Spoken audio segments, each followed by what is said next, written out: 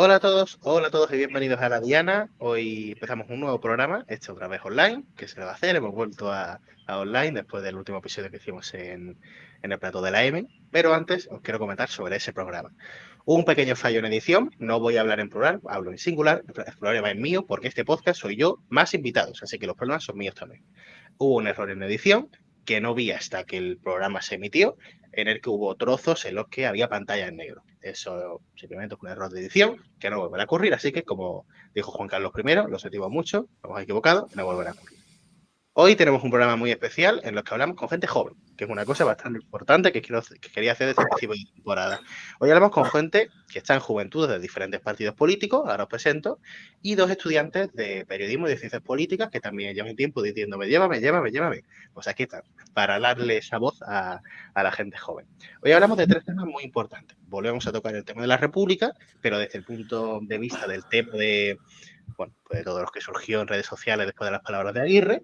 También hablamos del futuro ecologista, del futuro verde, tema básicamente el cambio climático y hablar de los que nos depara en el futuro y de la polarización política para comparar si es igualable, si es equiparable la extrema izquierda o eso que se ha venido a llamar la extrema izquierda de Sumar y Podemos con la extrema derecha que representa Vox en este país.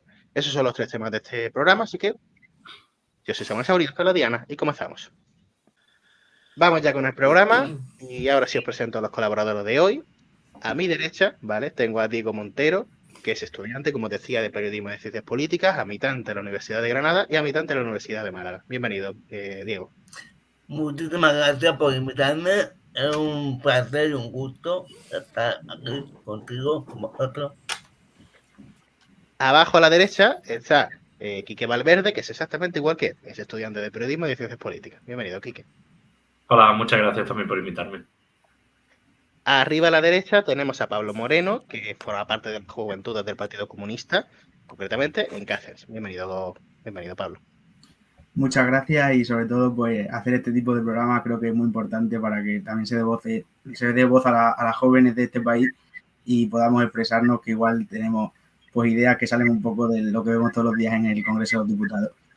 Efectivamente. Y abajo mío tengo a Fernando Parra, que ya lo conocéis, es el presidente de Nuevas Generaciones de Granada y concejal en el Ayuntamiento. Gracias por venir, Fernando.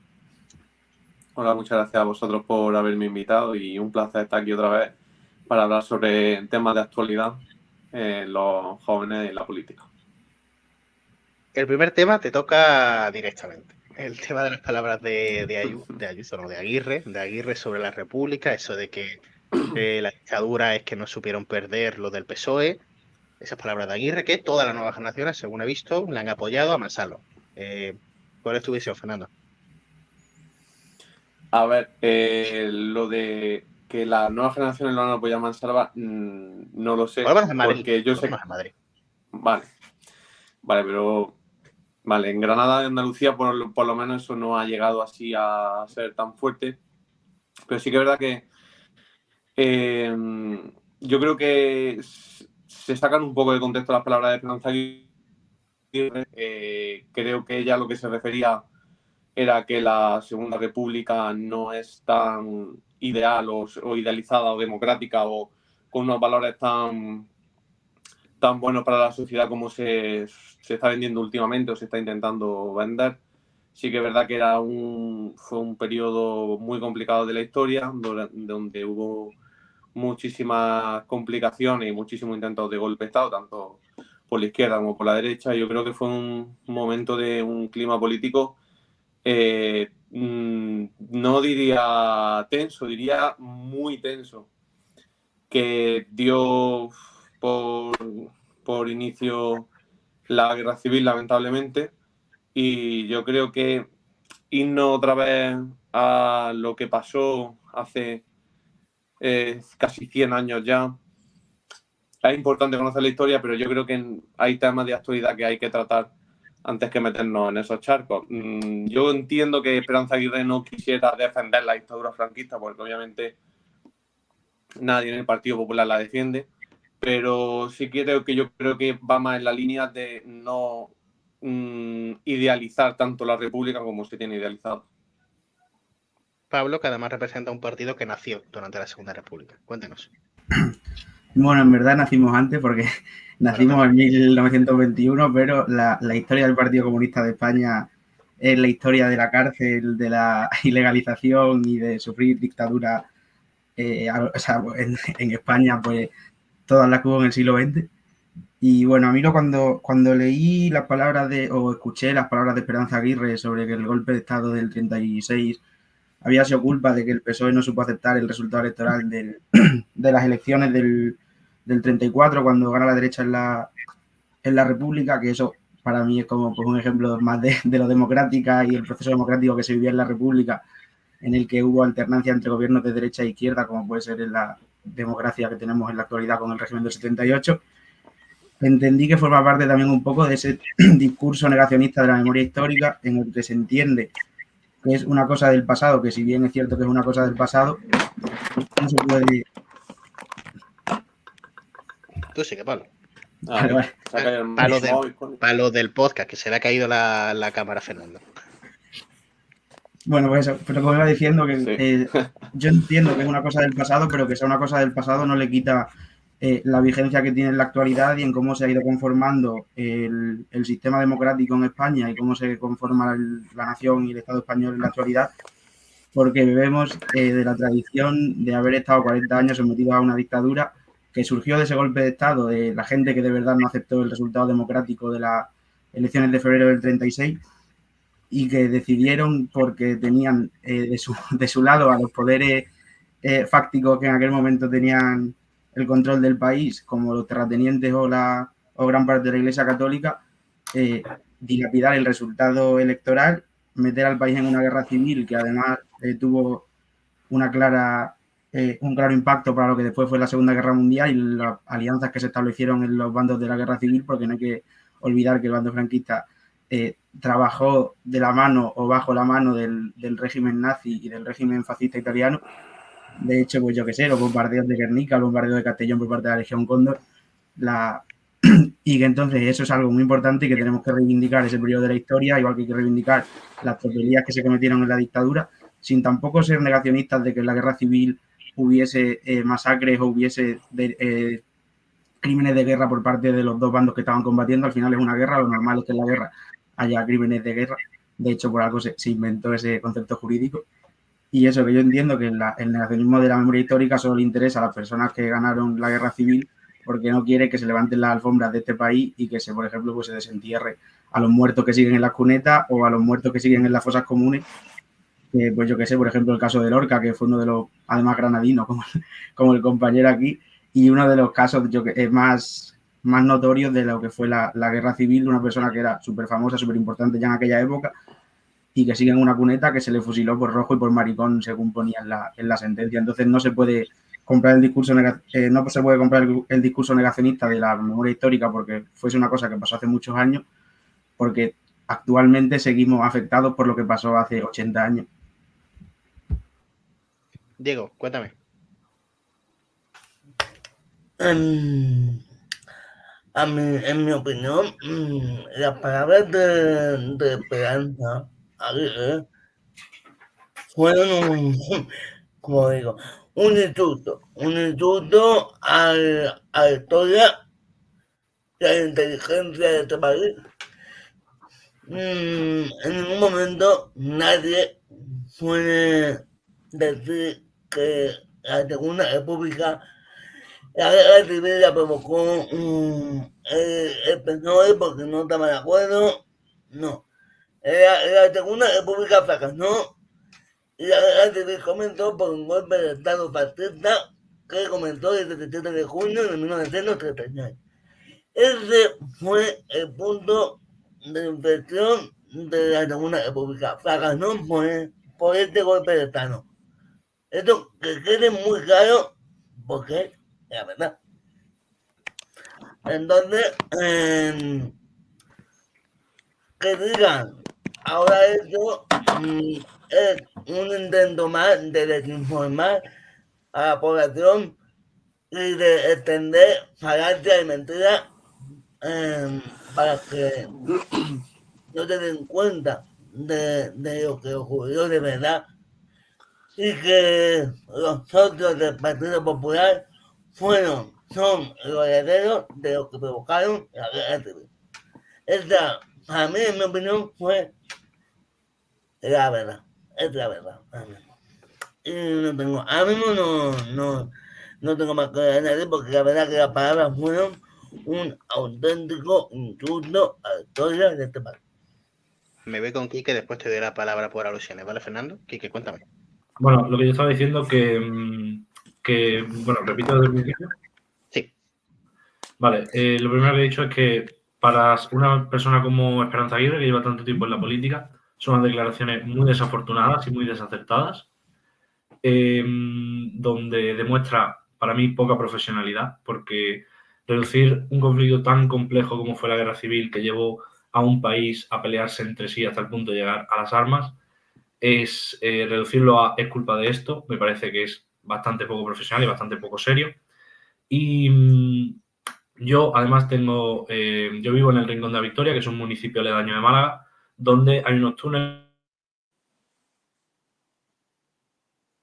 Vale, esto no. Se ha cortado donde Que antes. conectaban con la zona de mar, perdón. Sí.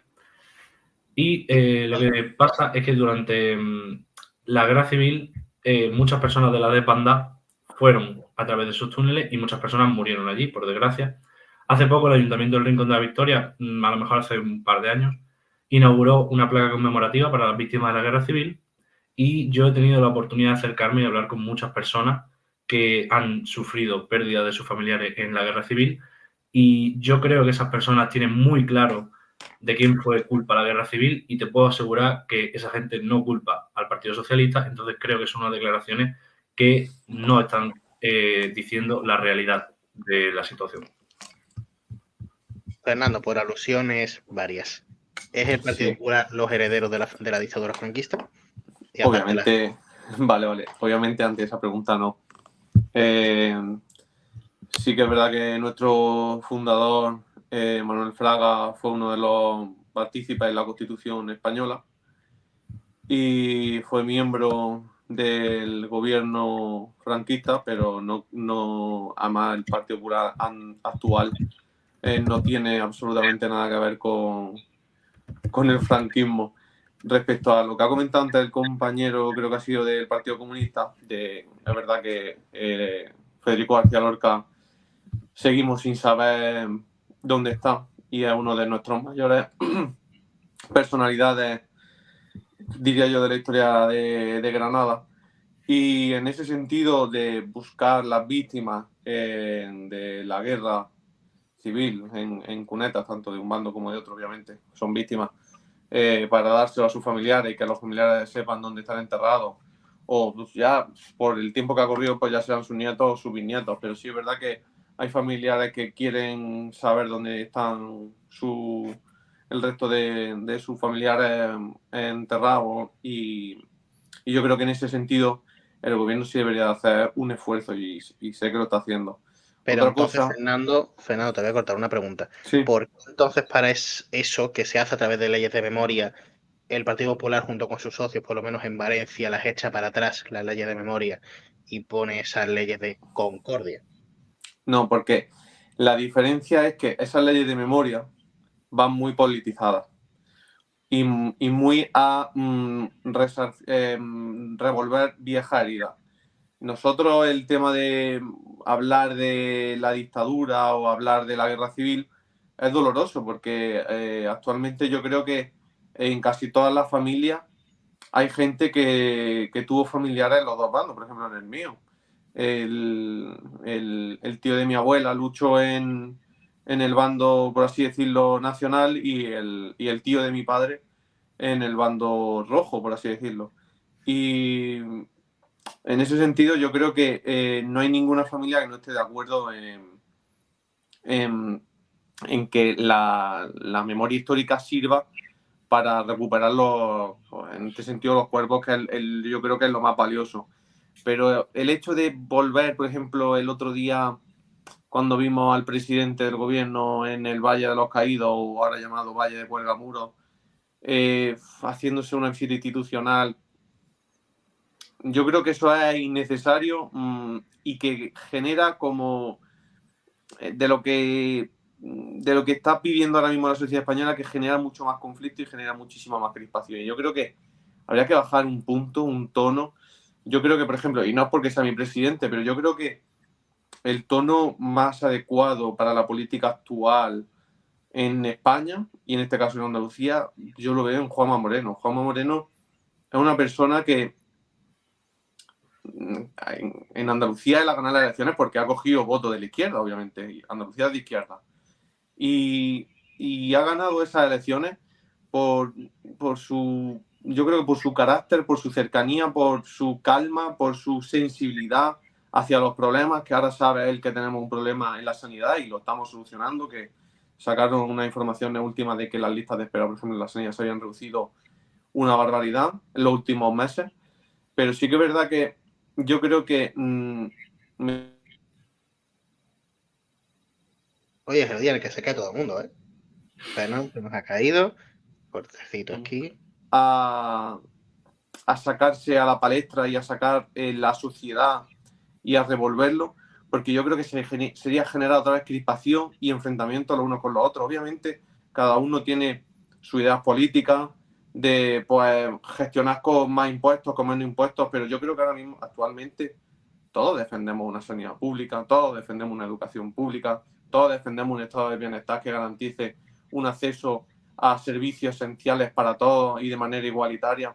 Yo creo que todos lo defendemos. Lo que pasa es que pues ahora mismo la derecha o la izquierda pues lo prefiere gestionar de una manera, la derecha, por ejemplo, con menos impuestos y la izquierda pues con más impuestos. Son diferentes maneras de gestionar las cosas. Pero yo creo que en tema político y en tema de ideología, yo creo que ahora mismo solamente se retroalimentan los extremismos. En este caso, Vox, y al otro lado, pues Izquierda Unida, Podemos Sumar. Y Vale. esa es... Como ¿Y creo tú, que ya Messi? todos hemos, bueno, como ya creo que todos habéis ya puesto vuestra opinión sobre el tema de la República, vámonos a hablar de la parte de los extremos, ¿vale? Que es esto que ha comentado Fernando, de que se retroalimentan y tal. Quiero empezar con Diego, tú además como estudiante de ciencias políticas. ¿Cuál es tu visión sobre los extremos de este país? Si son los dos tan extremos, si está la No, polarización simétrica o no, cuéntame. rotundamente no. Me hace gracia cuando oigo a la gente decir los extremos son malos, tanto derecha como izquierda. Bueno, ahora mismo eh, yo no identificaría a Sumar, Podemos, Izquierda Unida como extremismo, ni como extrema izquierda, pero en cambio sí califico a vos como extrema derecha. Y esto no tiene nada que ver con mi ideología política, ni nada. Simplemente por una razón bastante clara.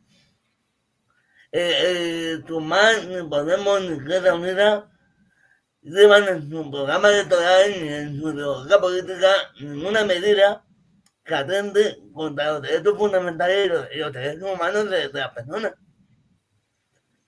Es básicamente eso. O sea, no llevan en su programa medidas que pueden que la sociedad española se retrase. Y entonces, no es lo mismo una extrema derecha que extrema izquierda, evidentemente que no. Pero ahora mismo en el principal panorama político español no hay extrema izquierda. Pero extrema derecha la estamos viendo, se está tomando copero, está creciendo demasiado.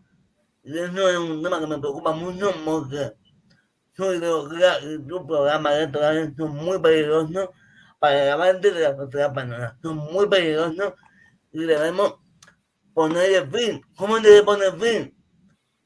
No pactando con ellos. Eso es al Partido Popular puede parecer complicado, pero es así. Fernando. Pues respecto a la polarización, pues un poco lo que he dicho anteriormente. Yo creo que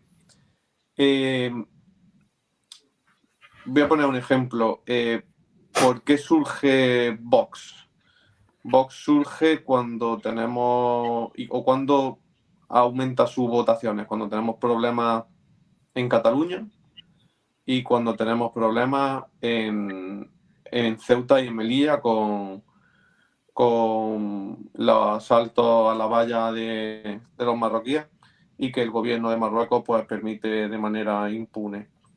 Yo creo que es cuando Vox, por ejemplo, se realza. Entonces, Vox se alimenta de esos problemas sociales que no deberían de percibirse como tal, pero se perciben. Y, por ejemplo, Podemos surge de la crisis económica. Obviamente las primeras elecciones que se presentan a Podemos son en 2014, creo, en la europea. Aunque, por ejemplo, la idea de Podemos yo no la veo tan consolidada. O sea, han sido listos, o bueno, Podemos me refiero, Podemos sumar este tipo de partidos, han sido listos y ya se han aprovechado en la estructura de Izquierda Unida. Que Izquierda Unida ha sido de toda la vida el partido donde se han gobernado en muchísimos pueblos, incluso con pactos PP e Izquierda Unida. Aquí en la provincia de Granada tenemos algunos. Y Izquierda Unida, podemos aprovechar la estructura que tenía Izquierda Unida en todos los municipios. Yo creo que si nos hubiésemos planteado la idea no como un enfrentamiento entre en este sentido Vox y Podemos, más que económica, como digo, de gestión, han sido hacia la guerra civil y hacia, pues, por ejemplo, Vox defiende, está en contra de la inmigración y Irene Montero, por ejemplo, ha estado defendiendo, a pesar de que se han visto elevadas los abusos sexuales y que la mayor parte de los abusos sexuales y de las consecuencias de eso viene por parte de la inmigración, que esos mensajes se den o se utilicen como arma política, yo creo que genera crispación. Y precisamente el tono que se está llevando en el Congreso, en los medios de comunicación, los periodistas también, le sacan punta a la pi a todo, que en verdad es su trabajo, ¿no? Pero yo que sé, es que hay bastantes ejemplos. Yo creo que en la polarización política no solamente están los partidos políticos, yo creo que es la sociedad en su conjunto que se retroalimenta y cuando, por ejemplo, tú consumes un medio de comunicación, yo, por ejemplo, escucho la COPE para las noticias. Yo he dejado de escuchar las mañanas de Federico porque es que llego de mala folla a trabajar, la verdad. Sinceramente, no me apetece estar ya por la mañana cabreado.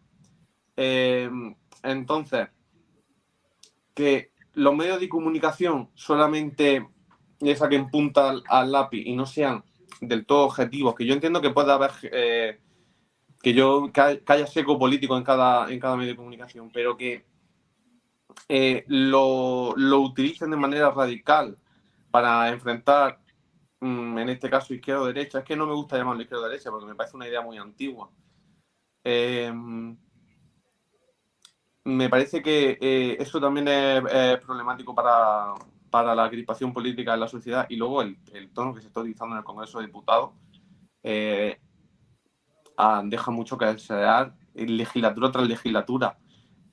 Cada vez no se llega al insulto personal pues porque saben que no pueden, pero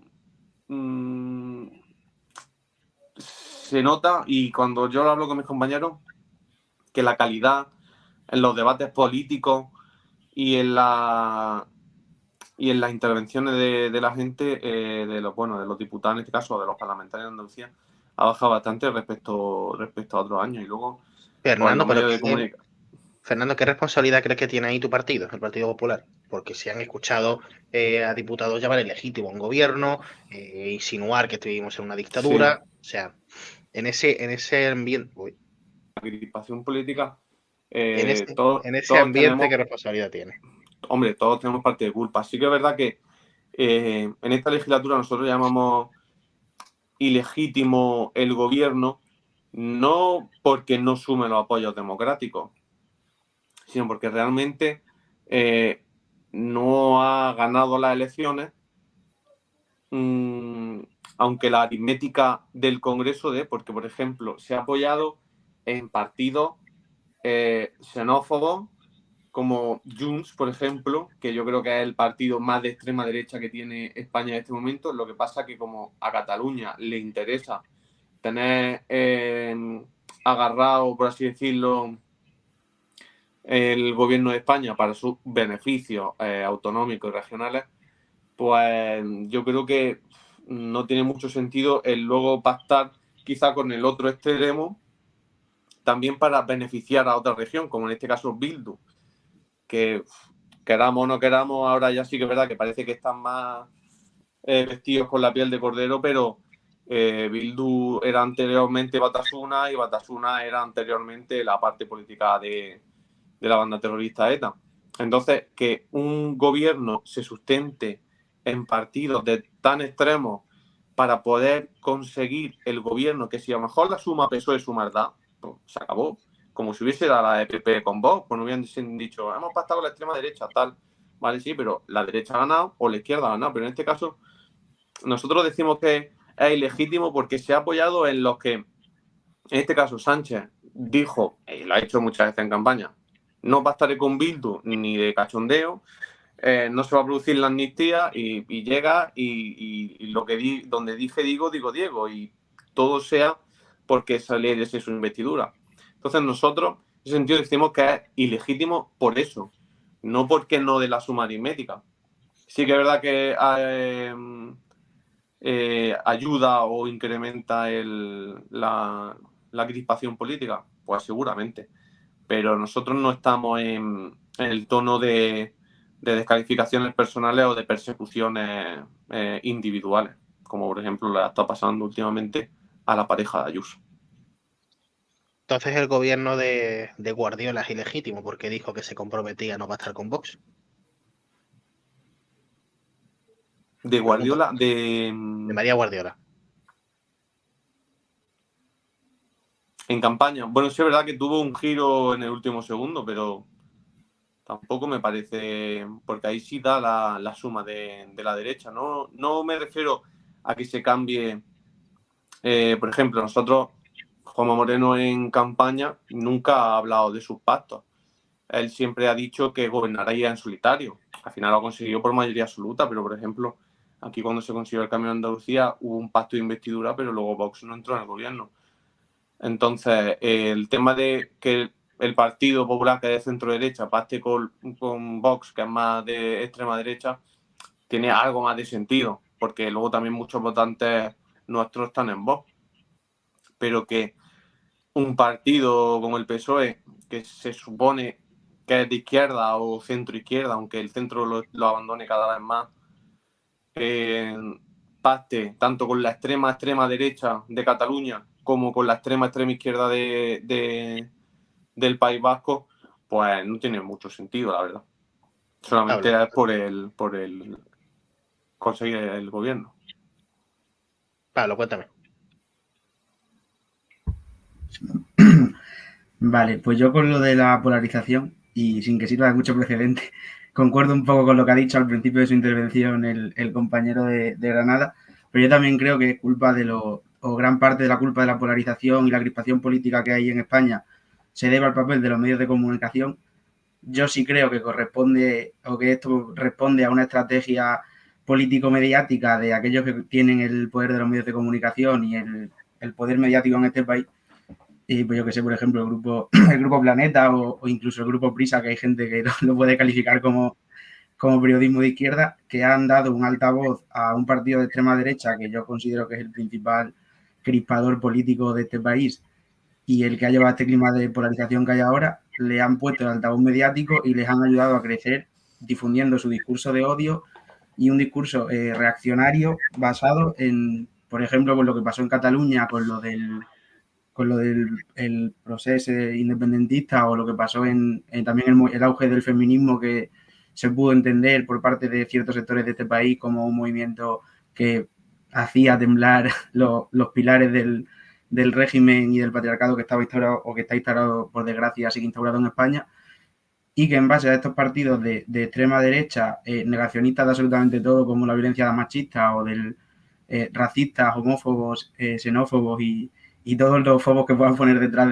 de cualquier adjetivo, se han dedicado a esparcir este discurso de odio a través de los medios de comunicación, lo que les ha permitido llegar en una etapa en la que además hay bastante crisis, después de la pandemia y demás, no está muy bien definida a lo mejor la gente, su ideología todavía, la gente joven y demás, que es un caladero muy importante que ha tenido Vox, por ejemplo, pues los hombres jóvenes que cada vez son más reaccionarios, que va en contra de lo que tradicionalmente pasa con la juventud en este país, pero bueno, pues también habrá que ver, porque se debe, yo como no soy politólogo, tampoco he estudiado el tema de la crispación y no tengo mucha más idea de lo que he podido ver en medios de comunicación o he podido enterarme por ser una persona a la que le gusta la política.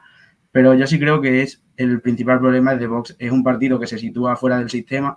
De hecho, llevan un poco la línea no llevan mucho la línea de Trump o la línea de políticos como Bolsonaro en Brasil, que están en contra del sistema y de todo lo que el sistema propugna. Por ejemplo, pues un ejemplo que será, que yo tampoco creo que sea tan malo, pero bueno, están en contra del sistema autonómico y piden acabar con el sistema autonómico, que es un debate que a lo mejor se puede tener en España porque hay que ir hacia una federalización mayor del país o una mayor centralización, dependiendo de la postura, o un mayor centralismo, perdón.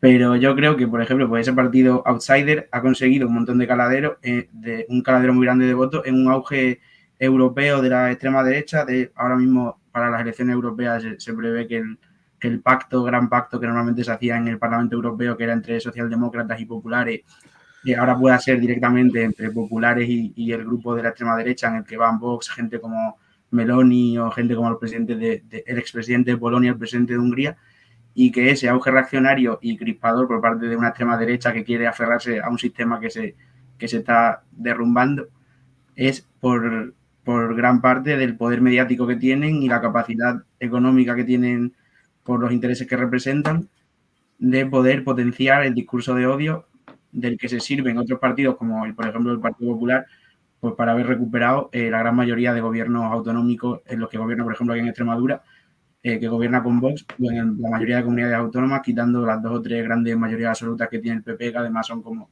los perfiles que ellos desde el partido intentan potenciar. O sea, hablo de Ayuso, Juanma Moreno y el presidente Rueda de Galicia, intentando no darle tanta visibilidad, o por lo menos esa es la sensación que tengo yo dentro de Extremadura, a otros presidentes que sí gobiernan con Vox, por lo que mientras que a una vez pactan con ellos y no tienen ningún problema en meterles de consejeros de cualquier cosa en cualquier gobierno, intentan como ocultar la capacidad de gobernar que le ha dado poder pactar con Vox en la mayoría de comunidades autónomas o en gran parte de las comunidades autónomas de España. El dato no se encuentra, ahora mismo no lo tengo aquí, pero que se ha aprovechado la derecha tradicional por así llamarlo, la derecha tradicional de España, de ese auge de la extrema derecha, porque ha permitido confrontar ideológicamente a los que pues hemos sido la izquierda tradicional de España o el centro izquierda como el Partido Socialista. Me había pedido la palabra Diego, antes se la voy a dar aquí, que aún no lo he escuchado en este turno, pero antes quiero hacer un comentario, que siempre que sale algún grupo mediático siempre hacemos el inciso. El Grupo Planeta es el grupo mediático del grupo A3 Media, la Razón, La Sexta, Antena 3, etcétera, y del Mundo, ¿vale? Y el Grupo Prisa es El País y la cadena SER, con otros más, pero bueno, los políticos son nosotros. Quique, cuéntame, ¿cómo lo ves? Bueno, si hablamos sobre la polarización política en España, creo que hay varios factores que nos han llevado a que cada vez yo creo que esté más en aumento. Uno de ellos puede ser directamente la aparición de Podemos por un lado y Vox por otro, o Sumar por un lado y Vox por otro, como lo queréis ver, ya que son partidos más a la derecha y más a la izquierda de la derecha y la izquierda tradicional, más a la izquierda del PSOE y más a la derecha del PP. Esto hace que la gente que sea más de izquierda se vaya todavía más a la izquierda y esto hace que la gente que sea de derecha se vaya todavía más a la derecha. Puede ser uno de los factores, podremos debatir qué tanta es su influencia, pero yo creo que ese puede ser uno de los factores. Otro de los factores creo que también, lo ha comentado antes el compañero, creo que también hay factores históricos que están llevando a que cada vez haya una mayor polarización. Hace no mucho se cumplieron 20 años del 11M y el hecho de que en el 11M se diesen esas dos versiones de quien creía que era ETA y quien creía que era grupo islámico, es algo que yo creo que también contribuyó en su momento a separarlo, pero luego también el tema de Cataluña, que todavía está, por así decirlo, sin cerrar, también creo que puede ayudar a separar un poco más a las masas, ¿no?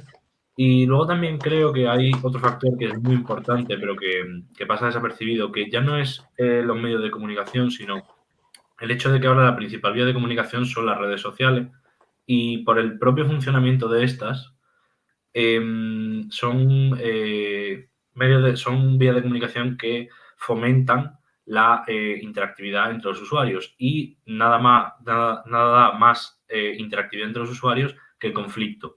Entonces, contribuyen bastante a que cada vez más gente se polarice, de esa polarización, ¿no? Tenemos, por ejemplo, hay un estudio de la revista Financial Times que habla cómo en Occidente, especialmente en gente joven, que es la gente que más utiliza las redes sociales, menores de 30 años, entre hombres y mujeres se está dando una polarización muy grande. Los hombres cada vez se están volviendo más de derecha y las mujeres se están volviendo cada vez más de izquierda en Occidente. En su caso, hablaba de Corea del Sur, hablaba de Estados Unidos, hablaba de Alemania y hablaba de Reino Unido. Pero claro, es algo que en España yo creo que también puede pasar y que yo creo que también tendríamos que tener en cuenta, porque yo creo que el hecho de que ya no estemos sometidos a los medios tradicionales, sino que estemos sometidos a unas redes sociales que nos empujan a pelearnos entre nosotros con alguien que no piensa igual que nosotros, creo que también está contribuyendo a esa polarización. Diego, me habías pedido la palabra antes, ¿no?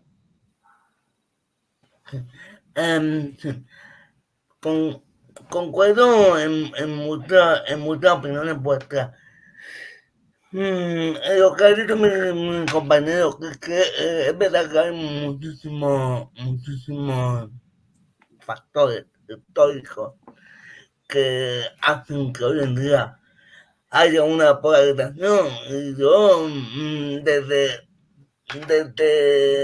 tiempo atrás, desde el sistema bipartidista, yo creo que, bueno, se puede llamar democracia a eso, pero yo creo que se acentúa en la terrible y en el episodio trágico y negro de la historia de este país, como fue la guerra civil. España nunca ha estado más enfrentada que en estos años. Y yo creo que cuando te dio el golpe de Estado te abrió una herida que no se ha vuelto a cerrar. Y falta mucho para que te cierre. No hay colaboración del principal partido de la oposición para que te cierre. Y creo que la polarización se acentuó también en el 11M. Después del 11M se puso nombre a esta banalización de España, como fue, apareció el término polarización por primera vez. Y respecto a lo que ha dicho mi compañero de los medios de comunicación, me gustaría romper una lanza a favor de los medios de comunicación. No se puede criminalizar a los periódicos ni los medios de comunicación, no se puede señalar a periodistas ni actores, ni por una parte ni por otra. No. Es cierto que los periódicos y que los medios de comunicación han perdido su identidad histórica se han vendido a los intereses partidistas. Es un hecho, no nos podemos cambiar. Espero que en el futuro se vuelva, pero ahora mismo están vendidos a sus diferentes intereses partidistas. Pero yo creo que los medios de comunicación hacen una gran labor. Los medios de comunicación, es que hay que distinguir por lo que entendemos como medios de comunicación. Federico Jiménez Los Santos no es un medio de comunicación fiable. Es un atentado contra la verdad. Como puede ser Federico Jiménez Los Santos, como puede ser Ana Ortega Quintana, o como puede ser un montón de periodistas que se dedican a desinformar. Como de objetivo, Entonces, efectivamente de ultraderecha. O de objetivo. criminalizar los medios de comunicación es un error que por ambas partes siempre ha ocurrido y yo creo que debería de dejar de hacerse. Nada, esta es mi opinión. Vale, bueno. No sé si alguien más quiere hablar. Mientras que alguien se piensa si quiere hablar, voy a comentar una cosa a los que ha dicho el compañero. Esto es posición editorial del podcast. Es verdad que hay que dejar de criminalizar a los medios, pero claro, antes tenemos que definir qué es un medio de comunicación. Como ha dicho el compañero, Jiménez Los Santos no representa un medio de comunicación, de Objetivo no es un medio de comunicación, EDATV tampoco. Ahora la pregunta que yo plantearía al Congreso de los Diputados en sí, al Senado, a otras cámaras, es ¿por qué tienen acreditación en el Congreso? Otro día hablamos de eso. Pablo, cuéntame. ¿Qué querías decir? Vale, perdona, quería un poco aclarar lo que me refería con el papel de los medios de comunicación, porque igual o no lo he expresado bien o no sea, probablemente sea eso más de que no se haya entendido bien. Yo entiendo el papel que deben tener los medios de comunicación en las democracias actuales o en las democracias europeas, en las democracias liberales europeas, en la que, pues muy en contra de lo que me gustaría a mí tenemos. Y entiendo que su papel es un papel activo en la política y yo no quería criminalizar a periodistas en concreto, al final es mayoritariamente gente que está trabajando bajo grandes presiones de su jefe y de la línea editorial del periódico, pero sí que quería aclarar esa parte porque también, o sea, entiendo que muchos, por ejemplo, de los casos de lawfare que ha habido en España, como el recientísimo caso de la absolución creo que ha sido, o directamente se ha archivado porque no había ningún indicio del que seguir tirando de la vicepresidenta de la Comunidad Valenciana, de Mónica Oltra, y eso hubo un gran papel de los medios de comunicación que forzaron al PSOE a obligarla a dimitir, o que el PSOE también a lo mejor quería que dimitiera, pero bueno, que le auparon al PSOE a que la obligase a dimitir en base a día sí y día también utilizar las portadas de cada periódico o los editoriales de cada programa de radio, criticando a Mónica Oltra porque era una supuesta encubridora de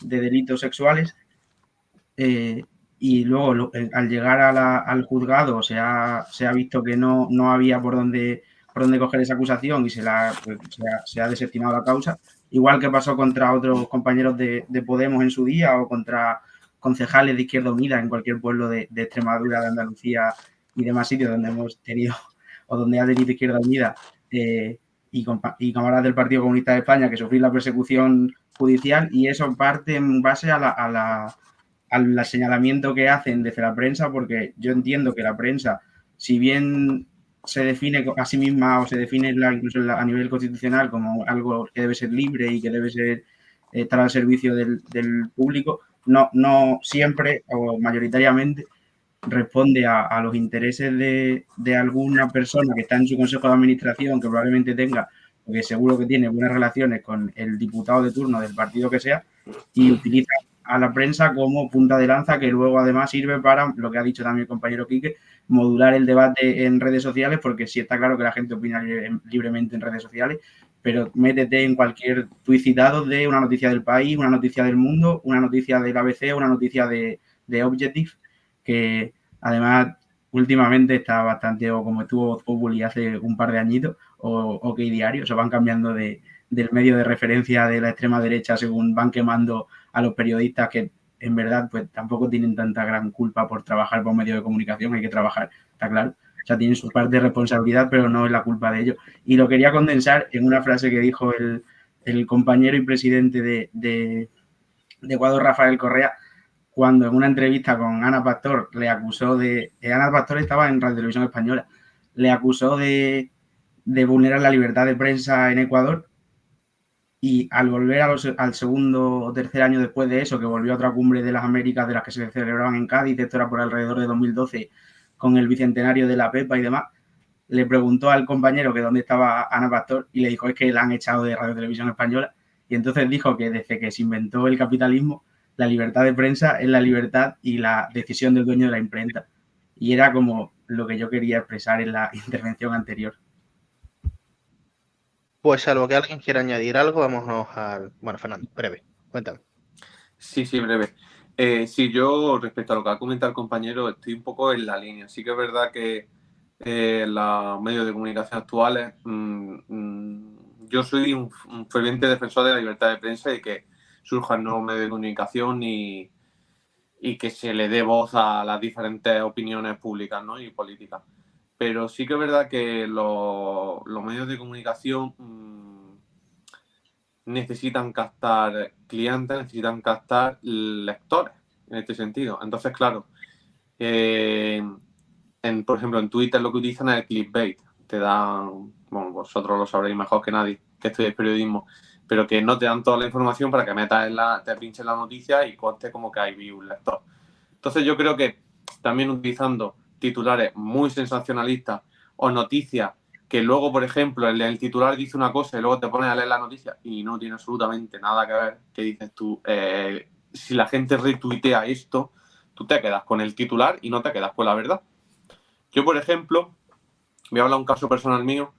En julio del año pasado, yo sufrí un poco, además recién llegado al ayuntamiento, un tema así de un poco de persecución política y persecución periodística. Bueno, periodística no política. Que unos comentarios que yo hice de unas vivencias que yo tuve aquí en la ciudad, un poco, quizás me pillaron un poco en caliente y no me expresé muy bien, pero bueno, sí que es verdad que lo utilizaron, obviamente la oposición, nosotros recién llegados, con una mayoría absoluta, no había nada que decir en el verano, pues lo utilizaron e incluso yo creo que generaron odio hacia mí de algunos colectivos o de alguna población de Granada. Un odio que en redes sociales se estuvo extendiendo hasta casi final de año, diría yo. Entonces, yo creo que los partidos políticos no deben de ir tanto y yo ya esto lo digo como una reflexión mía, no deben de ir tanto a por la persona que haya que represente el cargo, sino al hecho de cómo gestiona o de cómo está actuando o de si ha cometido algún delito, obviamente, en la gestión. Yo creo que eso sería también más importante para darle calidad a la política y credibilidad a los políticos que ahora actualmente, por ejemplo, yo soy político, yo soy concejal en el Ayuntamiento de Granada y yo sé que ahora mismo nuestra profesión yo creo que es la más odiada de todas las que existen o la más desnostada o la peor mirada. Y yo creo que históricamente pues se lo han ganado a pulso. Pero bueno, yo creo que también hay que intentar reactivar la figura del político y darle un poco la importancia y la seriedad que tiene y el trabajo que hay detrás. Ya está, Voy a abrir otro melón, vamos a hablar del futuro, que para lo que también estamos aquí, y vamos a hablar en este caso del futuro verde. Cada vez más vemos como hay, no sé, con normalidad 40 grados en Málaga en verano, casi rozando los 50, cuando eso no es normal en prácticamente ningún sitio en Europa. Estamos viendo cómo el cambio climático nos está tocando más de cerca, cuando tenemos, esto lo contaban en los medios de comunicación, tenemos un verano en abril.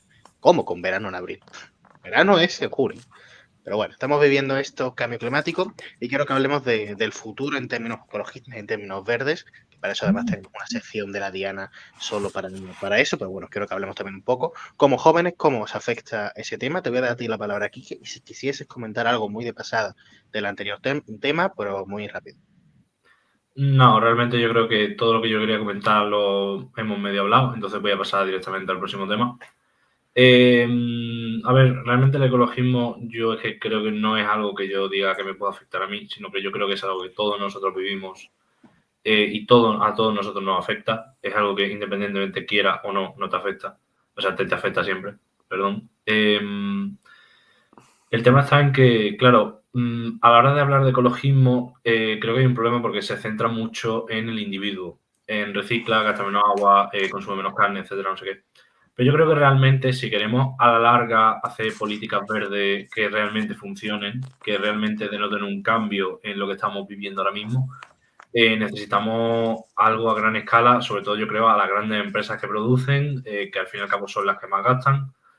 creo que hace falta hacer hincapié ahí, en que si una fábrica lanza el equivalente a no sé cuántos miles de familias en un año, hay que recortar ahí, no hay que recortar de la parte de la familia, aunque las familias sean mayoría. Y luego, el cómo nos afecta directamente, yo creo que es difícil no verlo. O sea, todos nosotros estamos escuchando un discurso de que para 2050, 2060, 2070 no va a haber agua, a lo mejor no hay miel porque se han extinguido las abejas, a lo mejor determinadas zonas en el trópico no son habitables porque ha subido demasiado la temperatura y ya no se puede vivir allí. Yo lo noto ahora cuando voy a la universidad en abril y voy en camiseta de manga corta porque hace demasiado calor para ponerte siquiera una chaqueta fina encima, y luego en verano lo notamos cuando no se puede dormir por la noche, que es algo que a mí de pequeño nunca me había pasado. Y entonces, claro, si a mí me pasa eso ahora, yo no me quiero imaginar lo que nos puede llegar a pasar o podemos llegar a estar cuando tengamos 30, 40 años, si no hacemos nada para cambiarlo. Que yo creo que todos estaremos de acuerdo más o menos en que las políticas hasta ahora que se han llevado son... la intención es buena, pero son demasiado laxas. Hace falta un cambio real. Pablo, ¿cómo lo ves? Yo quiero empezar la intervención en el tema de ecologismo citando al famoso filósofo Carlos Marx, que allá por el siglo XIX, más o menos, mediados del siglo XIX, dijo que el capitalismo cavaba su propia tumba.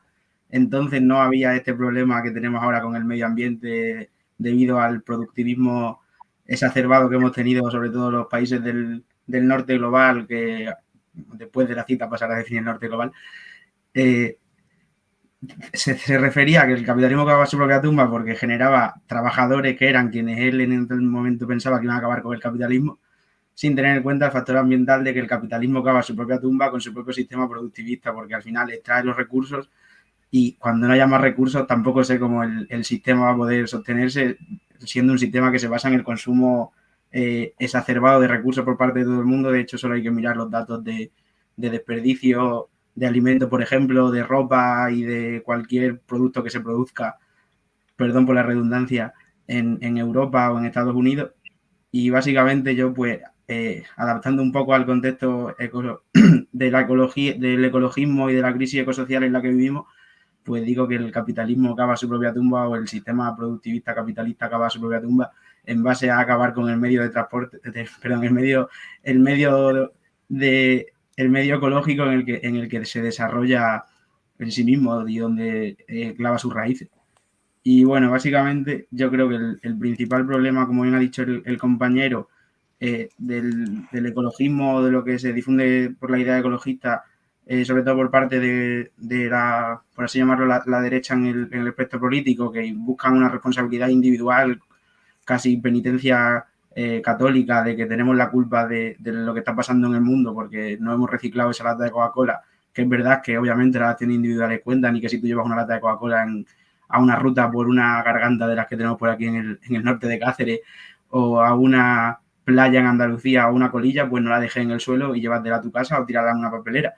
Pero esa no es la solución al problema de la crisis ecosocial, porque se basa en la producción masiva y cómo el norte global, que el norte global somos nosotros como Unión Europea, Estados Unidos, Japón, bueno, lo que también se llaman países desarrollados o países del primer mundo, han extraído sus recursos naturales para poder asentarse como países dominantes en el mundo entero, y cuando sus recursos naturales se han agotado o les han dejado de interesar por las condiciones laborales que había en estos países, se han ido a extraer los de otros países. El colonialismo no se ha inventado en el siglo XIX, el colonialismo lleva existiendo desde siempre, y básicamente los países fuertes se han dedicado a extraerle la mano de obra barata, incluso esclava en algunos de ellos todavía en pleno 2024, a cualquier país del mundo en el que hubiese estos recursos naturales, a la vez que les traen sus propios recursos naturales. Y que entonces la solución que proponemos, o que se propone desde la Juventud Comunista para el tema de la crisis ecosocial, es el cambio radical de sistema, en el que se deje de crecer por crecer y se busque otros medios de producción o otra forma de producir, además también un poco con el desarrollo tecnológico que está viendo, que hay distintas formas de poder producir y de que la gente pues no necesariamente se baje la calidad de vida, que tampoco es una falacia en verdad, porque sería bajar la calidad de vida en Europa, pero ¿cuánto incrementaría la calidad de vida de la gente de Burundi que se dedica a recoger coltan para que nosotros podamos estar haciendo esta videollamada por Zoom o por StreamYard? Entonces sería buscar un sistema decrecentista en el que no se produzca por producir, además se produce para tirar la mayoría de cosas y se producen más cosas de las que son necesarias. Y aquí surgen en el intermedio de la postura que tiene el capitalismo para la solución la solución ecológica, que es básicamente cargar la culpa sobre los hombros de la clase trabajadora occidental y de la periferia o del sur global, como si fuera su responsabilidad individual, que una fábrica tira al mar en China o tira al mar en Japón 10 millones de toneladas de plástico al día, que seguro que, no tengo el dato, es un dato inventado, pero que seguro que si lo buscas encuentras el dato concreto, pues que hay posturas intermedias, como por ejemplo la de los partidos verdes europeos, que básicamente lo que hacen es intentar defender, estar, como se dice, sorbiendo y soplando, o en misa y repicando, o cualquier de estas expresiones del refranero español que es tan rico para este tipo de temas, intentan como defender un ecoliberalismo en el que apuesten por también responsabilidad individual, pero por ejemplo por el coche eléctrico como modelo de transporte en vez del coche con combustible fósil. ¿Cuál es el problema aquí? Que no es la solución el coche eléctrico. O sea, está claro que en algunas circunstancias, o yo por lo menos así lo considero, como opinión personal, como persona que vive en la España vaciada y en la España rural en la que no hay transporte público, que está claro que en algunas circunstancias sí hay que tener un transporte que tú puedas utilizar más que el transporte público, pero no se fomenta el transporte público y se fomenta eso, el cambio del coche, la descarbonización, pero ¿por qué tú cambies de un coche de gasoil a un coche eléctrico? O a un sub en el que tú puedas ir de una ciudad a otra en la que hay una línea de tren construida, y si no, que se puede construir, y en la que transporta con el mismo gasto de combustible, porque está claro que la gente se tiene que transportar, con el mismo gasto de combustible y con mucho más gasto de dinero, porque tiene que construir una carretera que es carísima de mantener, a 1.000 personas con el mismo dinero que se mueven en coche de 50.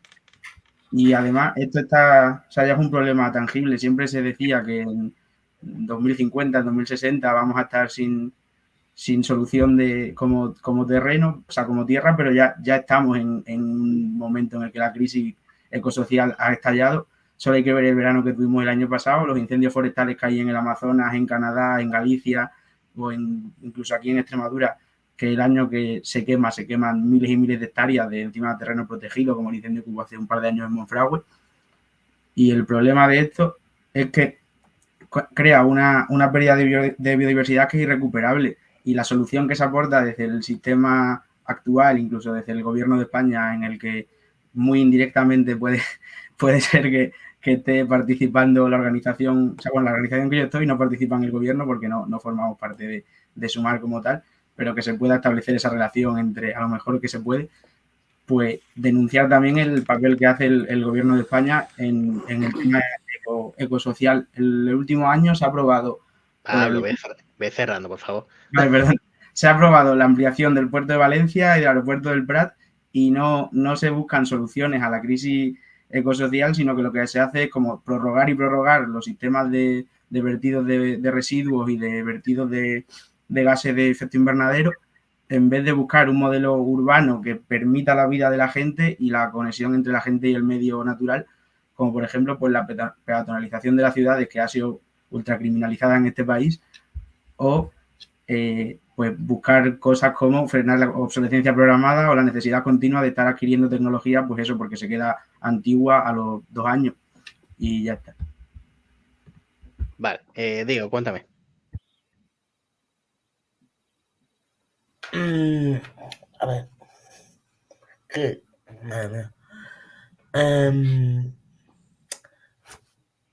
Estoy de acuerdo con mi compañero que no es una cuestión de individualismo. No se trata de la persona. Pero sí que es verdad que para que tengamos un futuro verde, un futuro ecologista de acuerdo con el desarrollo del medio ambiente. Es verdad que hace falta una mayor concienciación social, hace falta una mayor fomentación de la idea verde, porque el cambio climático existe y afecta a todo el mundo, independientemente de la ideología que tenga. Entonces, los discursos negacionistas del cambio climático no ayudan a un desarrollo ecologista. Y de un peligro que desde la tribuna del Congreso de los Diputados se arrojan mensajes negacionistas. Porque la politización de determinados aspectos sociales no se debería consentir. El cambio climático es un problema de todos y afecta a todos, como he dicho antes. No trata de política. La política solamente tiene que arreglar o intentar paliar los efectos de un posible cambio climático o intentar no llegar a estos extremos. Pero la política no debe debatir nada de la realidad. La realidad es que vamos hacia un futuro sin agua, sin espacios verdes, sin recursos naturales a la mano, y más en España. Ayer vi un mapa donde veía las predicciones de disponibilidad de agua para el año 2050 en Europa. España estaba en negro. Era el único país de Europa que estaba en negro. Y es muy preocupante. No se trata de política, se trata de supervivencia humana.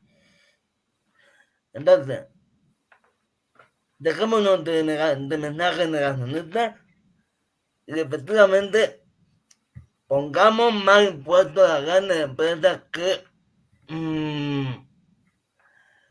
consuman, que produzcan más CO2. Pongamos más impuestos a las grandes petroleras, energéticas, porque es que todo se mueve por dinero. Es un hecho. Cuando tú tocas la cartera, de verdad se nota el miedo. Entonces vamos a por eso. Vamos a por las grandes empresas sin demonizarlas, pero sí siendo conscientes de que debemos tener un futuro verde que solamente se conseguirá a través de una colaboración entre grandes empresas y familias. Es la única solución que yo veo. Fernando, quiero escucharte a ti. Cuéntame. Vale. Bueno, yo creo que en este punto, a ver, tengo una opinión, yo creo que no es controvertida, pero sí que es verdad que no es tan alarmante. Yo creo que el cambio climático es real, muy real. Yo creo que la Tierra, su clima ha estado cambiando durante los últimos millones de años y yo creo que obviamente el cambio climático es real. Yo creo que no tenemos la principal culpa. Por ejemplo, estuve leyendo ayer o anteayer que uno de los principales aumentos de la temperatura en el último año ha sido por culpa de un volcán submarino que hay en el Pacífico, que creo que emitió el 15% del vapor de agua que hay actualmente en la atmósfera. Si el vapor de agua, que es el principal causa del efecto invernadero, lo produce un volcán, yo creo que más que culpa que tenemos nosotros, propiamente, yo creo que es que la Tierra cambia, el Sol cambia, la Tierra es un constante cambio, ha habido extinciones masivas en años anteriores, unos por meteoritos, otros por gases, otros por calentamiento también, porque ha ido cambiando la Tierra. Yo creo que el cambio climático de la Tierra no se puede parar. Sí que es verdad que nosotros podemos hacer algo menos por que no nos afecte la calidad del aire, que no sea negativa, el dióxido de carbono, por ejemplo, en las ciudades. En particular, por ejemplo, Granada tiene un problema y es que estamos justo debajo de Sierra Nevada y el aire en Granada no circula. Entonces, sin ser muy contaminantes, tenemos unas tasas de contaminación iguales que las de Madrid o Barcelona, sin ser igual de contaminantes. Pero es por eso, porque el aire no circula. Entonces, yo creo que en las ciudades y en las grandes urbes, donde se concentra tantísima contaminación, por ejemplo, la niebla que hubo en el siglo pasado, la niebla asesina esta que hubo en el siglo pasado en Londres, que duró muchos días y hubo muchos muertos por el tema ese, que no me sale ahora mismo el nombre que le dieron a eso. Pero sí que es verdad que eso fue a través de la contaminación. Yo creo que la contaminación nos mata por el aire que respiramos en mal estado, que genera cáncer de pulmón en primer lugar. Luego yo, por ejemplo, soy un amante de la naturaleza. Yo creo que la creación de las redes de parques nacionales yo creo que ha sido básica y fundamental para que gente no se construya una casa, por ejemplo, en mitad de Sierra Nevada, el Parque Nacional de Sierra Nevada. Yo creo que nuestros parques naturales, nuestros parques nacionales hay que protegerlos con mucho cariño, y yo creo que hay gran parte de ayuda o de responsabilidad que tienen, y aunque os pueda parecer raro, son los cazadores, porque los cazadores son los que alimentan a los animales, son los que generan que esos animales estén ahí, son los que limpian los bosques para prevenir los incendios. Yo estoy muy en contacto con el mundo rural porque a pesar de vivir en Granada capital o en el área metropolitana, sí que es verdad que tengo muchos compañeros de las áreas rurales y de los pueblos de la provincia que son cazadores y que su manera de cuidar la naturaleza y de cuidar el monte no lo va a saber hacer jamás un funcionario de la administración. Yo creo que darle el poder a los cazadores en ese sentido yo creo que sería fundamental. Luego yo creo que también una parte importante de los problemas geopolíticos, como hablaba antes el compañero del Partido Comunista, yo creo que se podrían solucionar, porque por ejemplo las guerras que tenemos en Oriente Medio básicamente son por recursos naturales. Ahora Irán está amenazando con bloquear el estrecho para el gas, o Rusia no cierra el grifo. Yo creo que la globalización ha hecho que los países se especialicen en ciertos recursos y en ciertas materias, y yo creo que deberíamos un poco volver a que cada país sea energéticamente independiente, a poder ser energía limpia, siempre que tu idiosincrasia de país o de circunstancia te lo permita. Por ejemplo, aquí en España tenemos suerte de tener muchísimo sol, y si no tenemos sol, pues ponemos los molinos de viento cuando hay tormenta y se genera muchísima electricidad. Como por ejemplo pasó la semana pasada, creo que se la noticia, que la luz salía básicamente gratis. Luego yo creo que también habría que reforzar en los puntos donde no es posible este tipo de tecnología porque pues no hay sol o no hay suficiente viento. Yo creo que la energía nuclear se ha demostrado que, aun generando unos residuos, es limpia. Yo soy partidario de usar la energía nuclear. Y luego es fundamental los tratamientos de basura, el volver a reciclar. Yo creo que el hecho de que cada uno individualmente pues la colilla o la lata la tire a la papelera, yo creo que es importante para mantener no solamente las ciudades limpias y los montes limpios, que también evitan incendios. Yo creo que es importante también porque muchas de esas cosas acaban luego en el mar. Y hemos visto muchas imágenes de, por ejemplo, tortugas atrapadas en plástico de latas de Coca-Cola o de cerveza.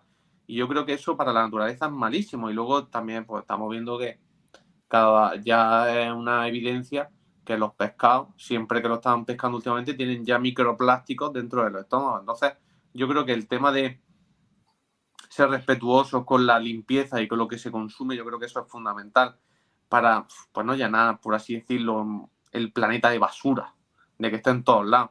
Y sí que es verdad que en eso el mundo occidental y concretamente Europa, yo creo que somos los más ecologistas, yo creo que somos los más educados en ese sentido, pero luego el mundo asiático o la parte América o América, yo creo que en ese sentido, sí, perdón, yo creo que en ese sentido nosotros le llevamos años luz de distancia en ese tipo de educación. Y luego, para concluir, yo creo que cuando los gobiernos meten partidas presupuestarias para el cambio climático, yo creo que esos millones de euros no sirven para absolutamente nada.